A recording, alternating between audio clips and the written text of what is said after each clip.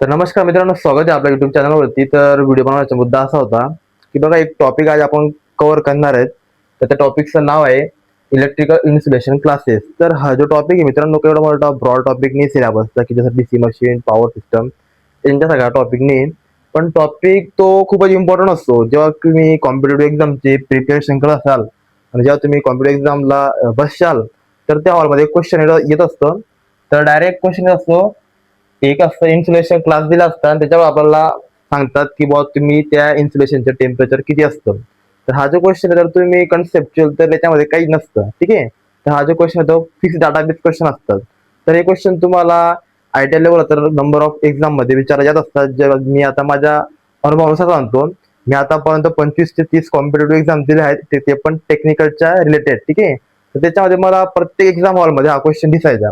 तर काही जे माझे एक्झाम होते, म्हणजे 5-6 जे काही नवीन नवीन मी अभ्यास करायचो त्यावेळेस जे एक्झाम दिले, तर त्या क्वेश्चन मध्ये ते असे क्वेश्चन यायचे इन्सुलेशनचे, तर ते क्वेश्चन मी डायरेक्ट स्किप करून द्यायचो.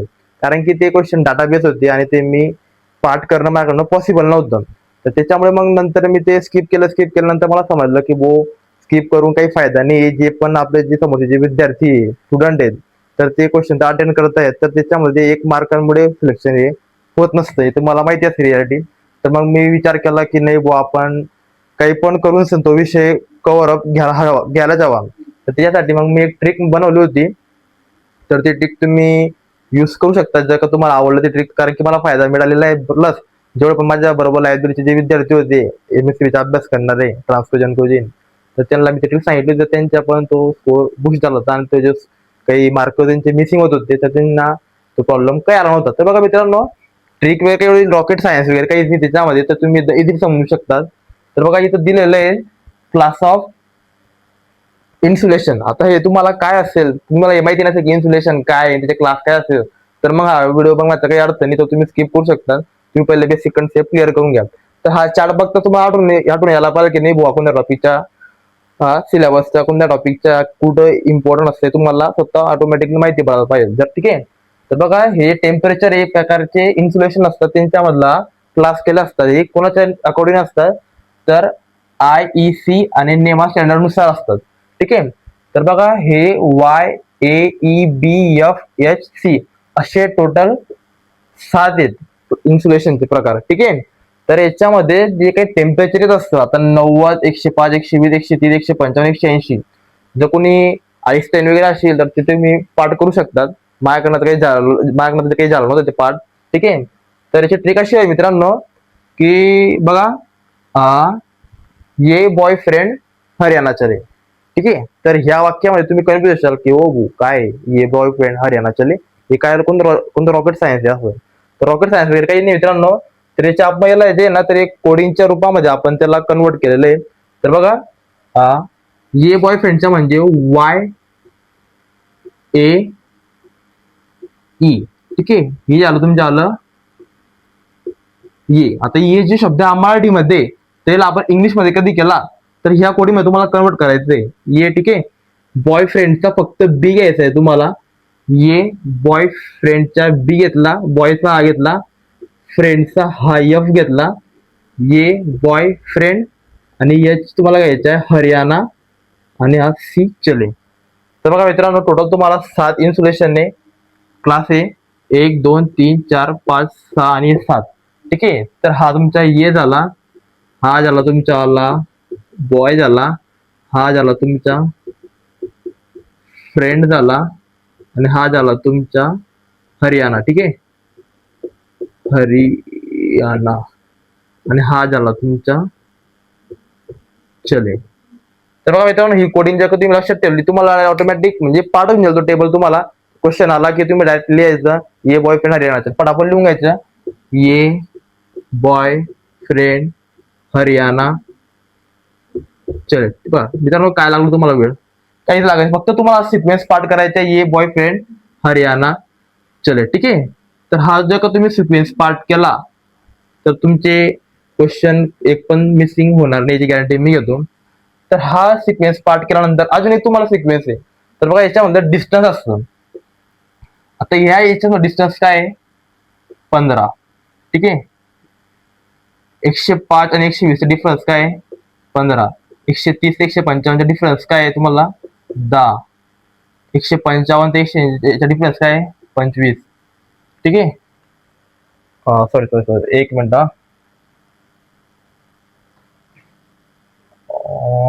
90 15 15 आणि 20-30चा डिफरन्स आहे तुमच्या 10.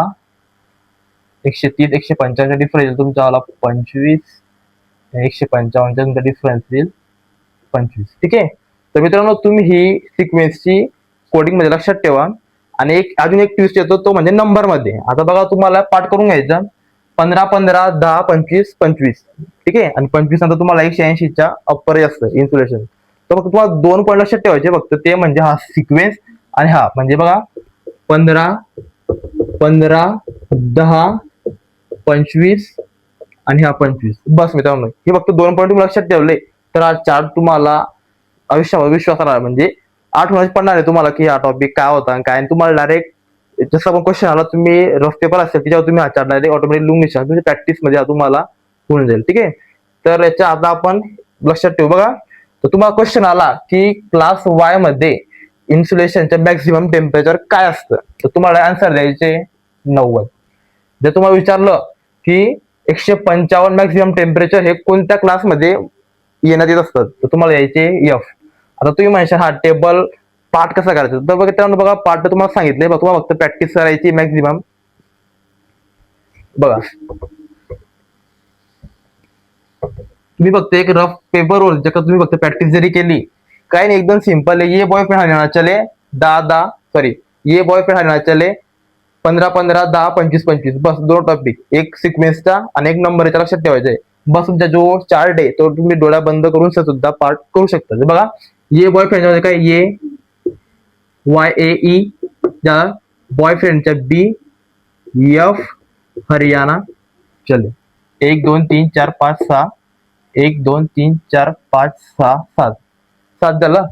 सिक्वेन्स बघा फक्त ये हा वाय तो ए जे हा ए मध्ये कन्वर्ट करून घ्यायचा. बी हा बॉयफ्रेंड बॉय मध्ये, एफ हा फ्रेंड मध्ये, एच मध्ये हरियाणा आणि सी म्हणजे चले.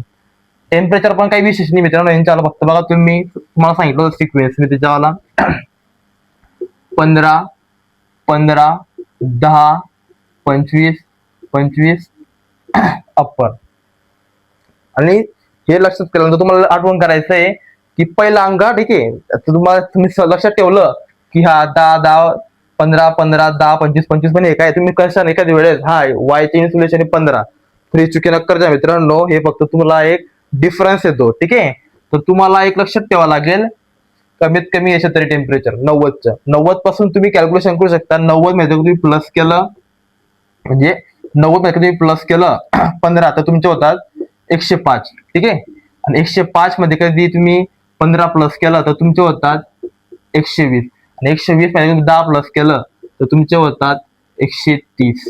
तर असे तुम्हाला प्लस प्लस करत जायचे जिथं तुम्हाला सांगितलंय 15 15 10 25 25. तर मित्रांनो अशा प्रकारची एक सिंपल अशी ट्रिक होती, तर ती ट्रिक आपण इथे एक्सप्लेन केलेली आहे. तर बघा मित्रांनो काही एवढं रॉकेट सायन्स नाही, एकदम सिंपल तुम्हाला सांगतो. तुम्ही फक्त एक रफ पेपर घ्या आणि 1-2 दिवस फक्त प्रॅक्टिस करा.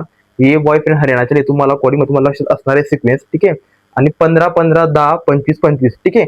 फक्त 2 पॉईंट तुम्हाला लक्षात ठेवायचे. ये बॉयफ्रेंड हरियाणा चले एकदम कॉमन लॉजिक आहे.